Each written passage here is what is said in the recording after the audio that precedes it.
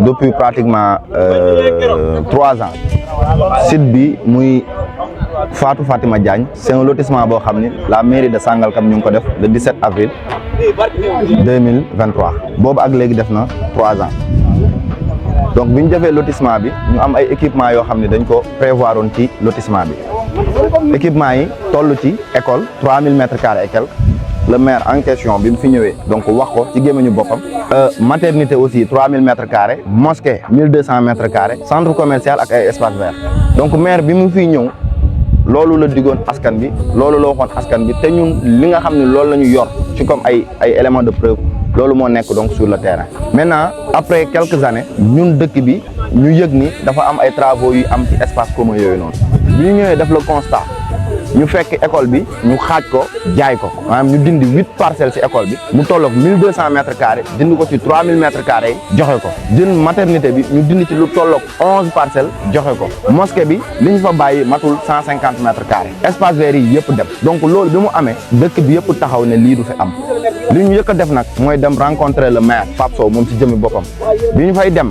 délégué de quartier yi ñu ngi fi imam yi ñu ngi fi notable yi ñu ngi fi conseil municipaux yaa ngi fa agent municipaux yaa ngi fi dëkk bi yëpp ñu ngi fa mu recevoir ñu ci salle de délibération bi ñu demee salle de délibération li mu wax c'est clair moom maire Alpha Bokor Xuma Pape Sow moom moo cédé une partie de l'école jox ko benn entrepreneur bu ñuy wax Abdou Ndiaye pour mu tabax école loolu ñu jàpp ne loolu c'est une violation donc du code de l'urbanisme c'est une violation du code des collectivités territoriales yemu ci loolu mu wax ne aussi maternité bi même chose même pratique la fa def loolu bi mu amee ñu ne ko ñun li ñu soxla ba soxla ko mooy nga delloo ñu suñu suuf parce que site boo xam ne 9 hectares la ñu war see génne ay équipement selon donc le code de l'urbanisme war see génne ay espace donc ñu dem ba li nga xam ne ñoom am nañ ko ci ñoom ñëpp au delà de 20% yi nga xam ne am nañ ko ci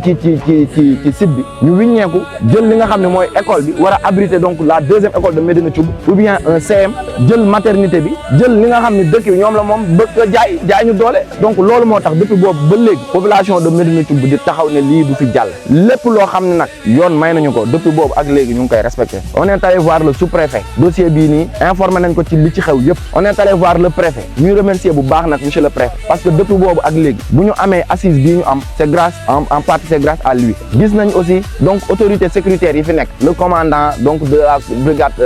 du commissariat de Jaxaay gis nañ ko muy le commandant Ndiaye gis nañ le commandant Sow de la brigade de gendarmerie de Sangalkam gis nañ mboolem autorité yi nga xam ni ñu ngi ci circonscription bi te war a indi ay saafara ci loolu on avait déposé nag une plainte au niveau de la DSCOS générale le numéro du dossier c'est 3866 plainte boobu bi ñu ko déposé c'est le 30 juillet mais boobu ba tey dañuy gis ne ay lenteur da ci am de la part yaa ngi dégg de DSCOS parce que un certain major Dieng moom moo yor dossier bi tey jii nii daf fi waroon a ñëw donc woo nañu tey ci suba ne finalement du fi ñëw xamuñu lan moo ko téye nag te pour la deuxième fois muy repousser lii nii donc on interpelle directement le président de la République on interpelle donc le chef du gouvernement donc le premier ministre Alamine Lo ainsi que toutes les autorités compétentes ñu taxaw ci lii saafara ko parce que daaru ci bu du ñu seet ñuy brader suñu ay terre ñuy hypothéquer suñu avenir doom ñuy hypothéquer suñu avenir ñun suñu jëm bopp ñu taxaw di ko seetaan loolu du am te du fi mës a am te du jàll képp koo xam ne yaa ngi wax maire dëgg wax ko ne ko lii mu jël ci dëkk bi na ko fi bàyyi bon loolu li ma ciy wax d'abord c'est montrer li muy wane mooy que ni l'autorité est en quelque part faible parce que dëkk mënul am yoon bu ñëwee décider ne nañ def nangam ay personnes yu jógee fële ñëw li yoon def ñu dindi ko c'est pas la première fois yii ngeen gis ñu barbatin ko yëpp DSCOS moo fi njëkk a ñëw def fi ay arrêt DSCOS ci mboolem travaux yi nga xam ne ñu ngi ci équipement yi bi ñu ko defee le vendredi c'était le 10 juin bi ñu ko defee le 10 juin le 13 ñun bi ñu fi ñëwaatee fekk nañ ñu barbatin lépp donc loolu c'est défier l'autorité te boobu ba tey nag autorité yi nga xam ne ñoom ñoo ngi leen di défier ñoo ngi taxaw di seetaan trop c'est trop il faut que ñu jug réagir très rapidement balaa que l'irréparable se passe parce que lépp loo xam ni mën nañ ko ci wax ak lépp loo xam ni xam nañ ko ci jëf def nañ ko mais depuis lors dañu gis ni la situation est restée telle qu'elle est donc li ñu bëgg mooy autorité jug ci li saafara ko équipement yi d'abord école la woon école bi wax naa liñ ci dindi wax naa la maternité bi wax naa liñ ci dindi mosquée bi aussi même chose centre commercial bi lépp la ñu dindi jaay espace vert 3 espace vert am na ci site bi lépp la ñu dindi jaay ko li ñu dindi ci terrain ci équipement yi boo ko xoolee ëpp na 45 parcelles ëpp na 45 parcelles maintenant loolu noonu ñu bëgg toog di ko seetaan te depuis boobu ak léegi le collectif di jël yoon boo xam ne yoon bu responsable la fépp foo xam ne correspondance war na fa dem kilifa bu ñu war a jëgal autorité bu ñu war a informer nañ leen mais depuis boobu ak léegi on voit une certaine latence du côté donc des autorités donc li ñu bëgg mooy ñu ñëw taxaw ci lii mbir mi saafara ko parce que lu gën a yomb lii wala lu gën a oyof lii jaar na ci seen ay loxo te dañ koy taxaw saafara bu ñu ko bëggee saafara nañu ñëw saafara ko donc loolu la ñuy interpeller donc toutes les autorités yi nga xam ne ñoo ngi ci biir gox prochaine étape mooy sunu dossier bii la plainte là qu'on a déposé au niveau de la DSCOS générale muy le numéro du dossier c'est 38 66 le collectif engage donc des avocats un pôle d'avocats pour ñu suivre sunu procédure mais en attendant dañu bëgg DSCOS ci jëmm boppam intervenir par rapport à ces travaux yi nga xam ne ñoo ngi continuer di avancer à chaque fois ñu fiy ñëw dañuy gis nit ñaa ngi continuer di liggéey te ce qui est bizarre mooy samedi la ñuy liggéey wala dimanche wala jour férié wala jour fête ku jub est-ce que dina def loolu noonu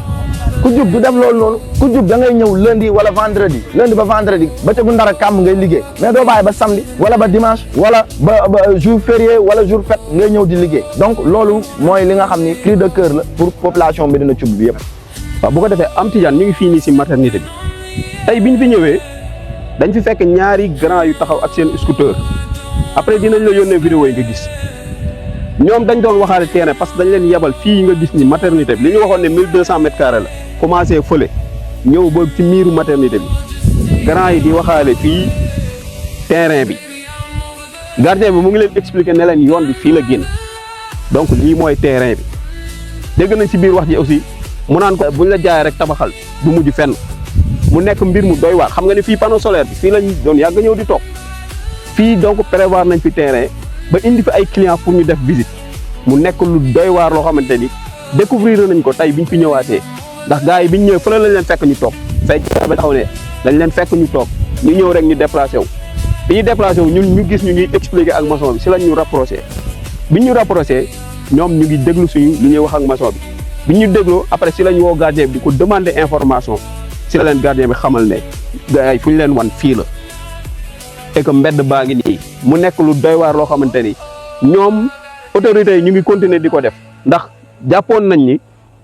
ñoom seen surface bi ñu waxoon sax dinañ ko respecté mais malheureusement donc mbir mi noonu la demee situation bi doy waar boo xamante ni fii mën naa ne espace désertu fi jaay nañ lépp